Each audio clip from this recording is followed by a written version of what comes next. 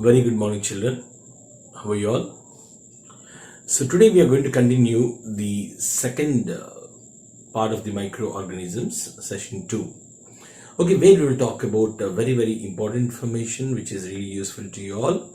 So, and especially in these conditions, right, where we are exposed to a pandemic called as corona, this is more like it's a kind of, this lesson is a kind of application for this situation now. Okay, so let's go ahead. Now, when you go to a doctor, right, if you are suffering from kind of sickness or suffering from some kind of illness and all, you'll go to a doctor where doctor will prescribe you some medicines, isn't it? Doctor will prescribe you some medicines and that will cure the disease. Now, for example, just example, you are suffering from fever. You went to the hospital and you are given a medicine and you come back. So is there any chance that you suffer from fever again? Yes or no?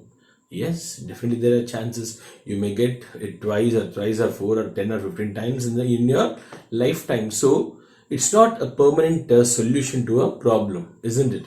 So there are medicines which give permanent solution to some problems, and that is what we are going to talk about, and that's called as the vaccination, which will save you for a very long time. Rather than using these medicines and all, your body will be taking care and your body will be free from disease, that particular disease, for a long time. Okay, and that process, what we call it as vaccination, that is what we are going to study now. So we are very well known about the polio drops, isn't it? So every time we see in a year twice, definitely the children under below or below 5 years of age and all, they'll be given polio drops.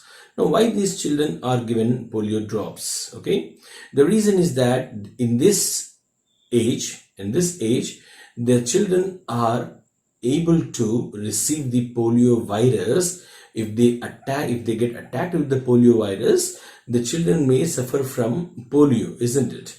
So if the virus enters into the body, it will directly attack on the nervous system, where the child's nervous system will be affected, which may be a loss to him in the form of a leg. Okay, the part will be present in the body, but there will be no sensation in that. Okay, no proper growth in that.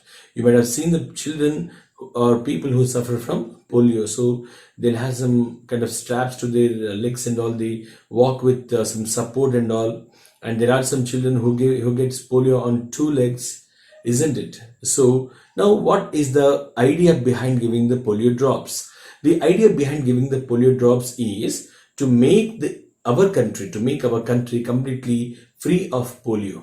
If every children is given polio, within no time the polio will not be seen in India.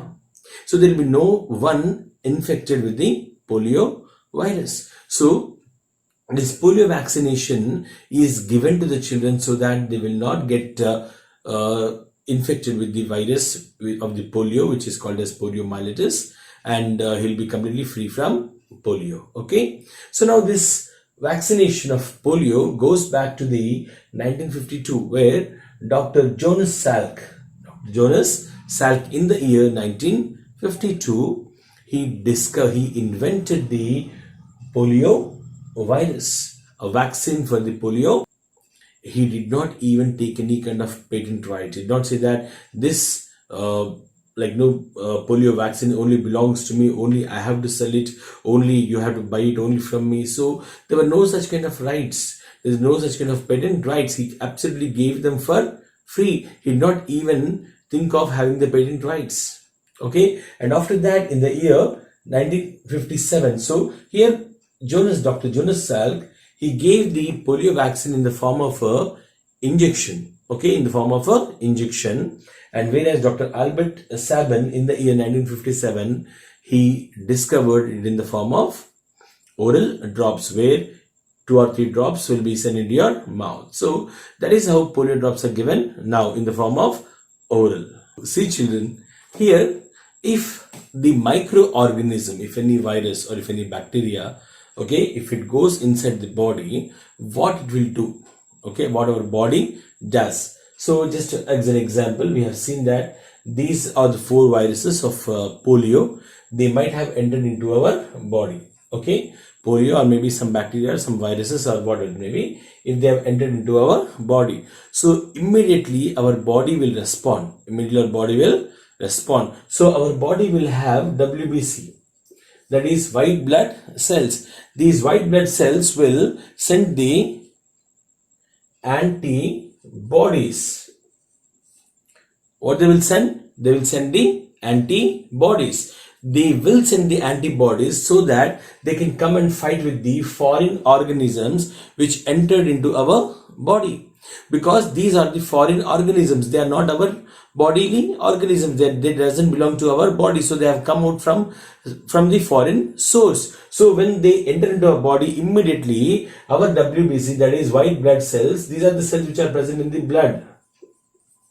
They are the ones which are present in the blood. So immediately they are sent out. They are sent out into the body, and they will come to the place where these viruses or the bacteria entered into the body, and then they will fight with the others. They'll fight with the other, and in this fight, few of the antibodies will die, and sometimes the complete microorganisms also will die. So if the microorganisms die, okay, then there is no problem, you will get rid of the disease. But sometimes our antibodies are not able to fight with them, and sometimes these viruses will have the upper hand on the antibodies, or the bacteria or the viruses or the some fungal infections and all, causing fungus or something. So when they get the upper hand, then they will proliferate in our body, they will reproduce in our body, they will become n number in our body, and then they will cause us the disease. Okay, so to make sure that our body doesn't happen like this, okay, our body, if it gets any kind of microorganisms into that, our body is able to fight, but sometimes it fails. So when the microorganisms are more powerful than that of our bodily antibodies, then we need to take some extra things. And also what will be done in that situation. So that is what we are going to see now. So now here, now what do you think the polio drops will contain? What does this polio drops will contain? Polio drops contains the weakened and dead microorganisms, that is polio virus. It will have the polio virus, which is in the form of a weakened thing, and also or in the form of a dead viruses. So they will be inserted into our body through our mouth, okay, so that it will be sent orally into our mouth so that they can enter into the blood. So when a foreign organism has come, the antibodies immediately rush, and the antibodies are produced by our body in a very good number, and they come. Okay, now there is no, all they will come and they will kill the antibodies. That means the time antibodies are produced, okay, and they come and they fight, and now they are in our blood. So now if any new virus, that is polio virus or something which enters into our body, already there are antibodies in our body. So they immediately, without any second thought, they will go and attack them and they will kill them. Why this is happening? Because there are antibodies in our body. But for the first time, what happened? The virus entered into our body, and it has taken some time for the antibodies to come out, isn't it? So now it's not happening here, because they are readily present in our blood, and if they enter into the body, immediately they will go to that place and they will kill them, and they will eliminate them, and also you will not get the disease. And the process in which the weakened and dead organisms are given as a oral drops and all, those are called as vaccines. The process of giving the weakened dead organisms into the body so that antibodies can be produced, that is called as vaccination. So vaccines are nothing but the dead or weakened microorganisms, so that our body can generate the antibodies. Now for polio, the antibodies are different, okay, and for tuberculosis again the antibodies will be different. For any other cold and all, the antibodies will be different. So for each and every disease and all, different antibodies will be there in our body, so that they will keep on fighting with them. Okay, now the corona has come, isn't it? Now in this corona situation also, now our body is able to produce the antibodies and is fighting with the corona. That is the reason why there is 83% of recovery rate rather than the death rate is very, very low.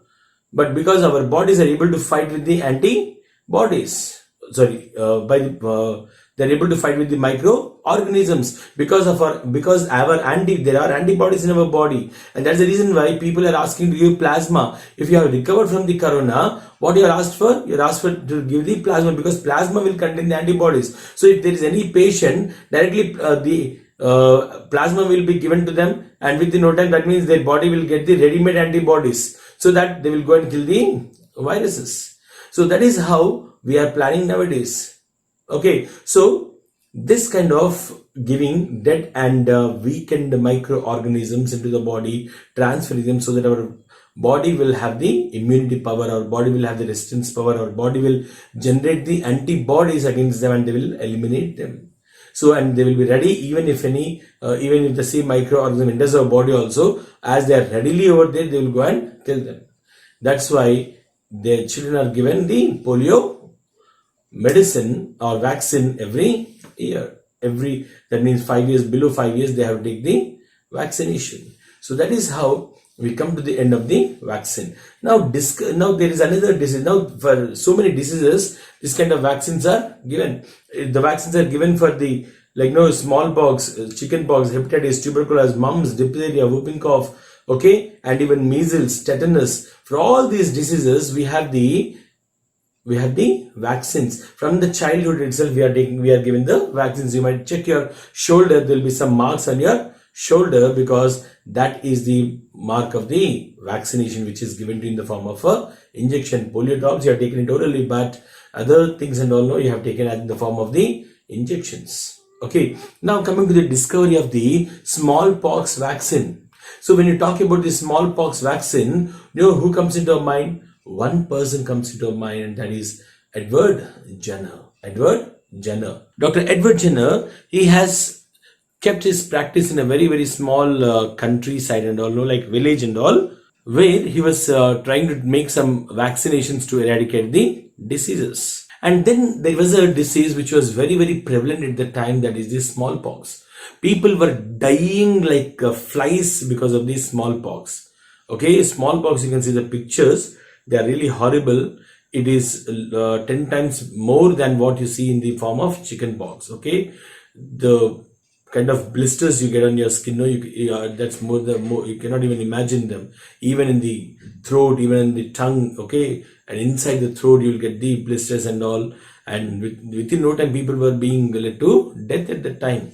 So at that time, this man was doing some kind of work on the vaccinations, and where he observed that the woman, or there are some milkmaids who were getting the cowpox, who were getting a disease called as cowpox, and they were more immune. They were not getting the smallpox. They are not able, they were actually, they were even they are living with the people who are getting the smallpox, but these people are these milkmaids who has already cowpox disease. They are not getting the smallpox. Now he observed that there may be something in the this blisters and all, that is really what is stopping them from getting the smallpox. So he asked one of the maid to come there, and he removed the liquid. He removed the liquid from the one of the blister which is formed on the body, and then what he did is he requested, okay, one of the mother of a 8-year-old child, 8-year-old child, and he injected that solution into, or that liquid which he took it from the blister, into the body of a child.